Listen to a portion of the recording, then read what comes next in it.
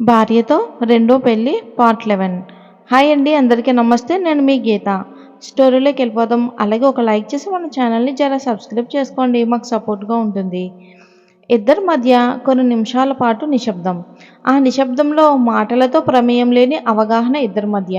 కొంతసేపటికి ప్రసూన అంది, నీకు కావలసినట్లు చేసుకో, నాకు మాత్రం చెప్పడం దేనికి? చెప్పాను కానీ నీ ఆశీర్వాదం కావాలి. మీ నాన్నగారికి తెలియకుండా నేను వస్తే ముందు నా మీద ఆయనకి నమ్మకం పోతుంది. భర్తకు విధేయత మంచిదే, కానీ కొడుకు విషయంలో ప్రేమ బాధ్యత రెండూ ఉండాలి. నాకు తెలుసు, కానీ తల్లి కొడుకుల మధ్య ప్రేమ మాత్రమే ఉంటుంది. కోపం పగ ఉండవు. వివేక్ మాట్లాడలేదు. తల్లి దగ్గర కూడా అతడు ఎక్కువ మాట్లాడ్డు. కానీ అతనికి తన తర్వాతే లోకమంతా అని ఆమెకి తెలుసు. తల్లి బతుకున్నది తన కోసమేనని అతడికి తెలుసు. వివేక్ లేచాడు. ఏం చేద్దాం అనుకుంటున్నావని కంగారుగా అడిగింది వాళ్ళమ్మ. నాకు ఇష్టం లేని పని నేను చెయ్యనని నీకు తెలుసుగా. నువ్వు ఆ అమ్మాయిని ఎందుకు చేసుకోవాలనుకుంటున్నావు?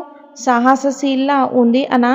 తెలుసు, సరిగ్గా అందుకే ఆ అమ్మాయినే చేసుకోవాలనుకుంటున్నాను. మన ఇంటికి వచ్చాక ఆ అమ్మాయి సాహసం కూడా చాలా అవసరం. నీ మాటలు నాకు అసలు అర్థం కావటం లేదు. నాన్నగారికి కూడా ఇష్టమున్న అమ్మాయినే చేసుకోవనుకో. అప్పటికి సాహసము శౌర్యము ఇవన్నీ దేనికి?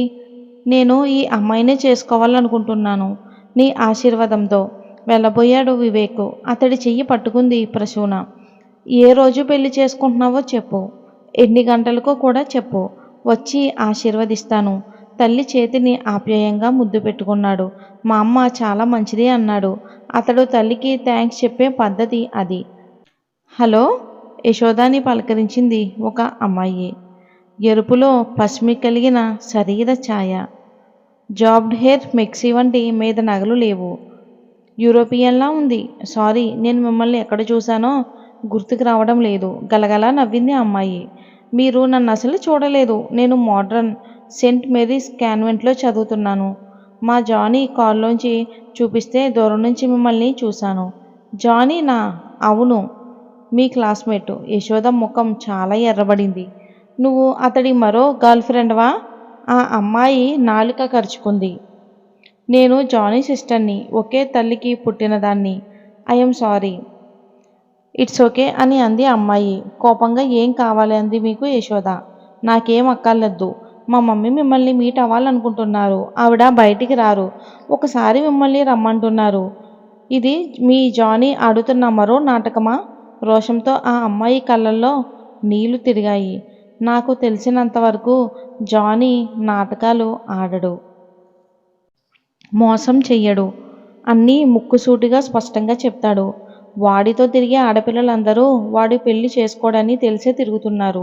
ఈ సంగతి యశోదకి తెలుసు. కాస్త తగ్గింది యశోద. మీ అమ్మగారు నాతో ఎందుకు మాట్లాడతానన్నారు? ఆవిడికి నేనెలా తెలుసు? జానీ చెప్పగా వినడమే. కొంచెం ఆగి అంది అమ్మాయి. జానీ అమ్మాయితో తిరుగుతాడని మమ్మీకి తెలుసు. అది మంచిది కాదని ఎన్నో విధాలుగా నచ్చ చెప్పింది, కానీ మాట వినలేదు. ఇన్నాళ్ళకి జానీ మమ్మీతో ఒక అమ్మాయిని పెళ్లి చేసుకోవాలి అని అనుకుంటున్నాను అని చెప్పాడు. కానీ ఆ అమ్మాయి ఒప్పుకోలేదని కూడా చెప్పాడు. మమ్మీ మిమ్మల్ని ఒకసారి చూడాలనుకుంటుంది. వస్తే రండి, మీ ఇష్టం. ఇప్పుడే వెళ్దాం పద అంది యశోద. జానీ భయపడి పారిపోవటం అర్థం లేని పని. అతడంటే తనకి ఇష్టం లేదు. అంత మాత్రాన ఒక పెద్దావిడ తనను చూడాలనుకుంటుంది. ఎందుకు తిరస్కరించాలి? ఇద్దరూ ఆటోలో వెళ్ళారు. జానీ ఇల్లు పెద్ద ఆడంబరంగా లేదు. ఒక మోస్తారు డాబా ఇల్లు, కానీ చాలా నీట్గా ఉంది. గోడకి ఏసుక్రీస్తు తైలవన్న చిత్రం ఉంది. సోఫా సెట్ మధ్యలో టీపాయ్ ఉంది.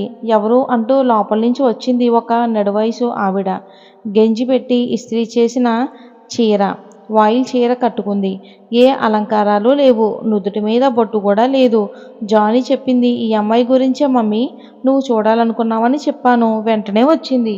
నువ్వా యశోదవి? చూస్తూ కొంచెం ఆశ్చర్యంగా అంది ఆవిడ. యశోద, చాలా సాదా సీదాగా ఉన్నావు.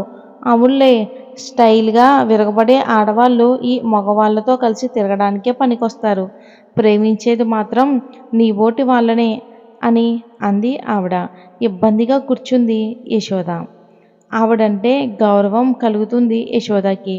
క్రిస్టియన్స్ సాధారణంగా మాట మంచితనం, ఒక విధమైన సభ్యత పరిశుభ్రత కనిపిస్తాయి వాళ్ళల్లో. ఇది ఫ్రెండ్స్ స్టోరీ. అసలు జానీ వాళ్ళ అమ్మగారు యశోదతో ఏం మాట్లాడ్డారు, అసలు యశోదతో ఎవరికి పెళ్లి జరిగింది అనేది మనం నెక్స్ట్ పార్ట్లో తెలుసుకుందాం. స్టోరీ నచ్చినట్లయితే ఒక లైక్ చేసి మన ఛానల్ని సబ్స్క్రైబ్ చేసుకోండి.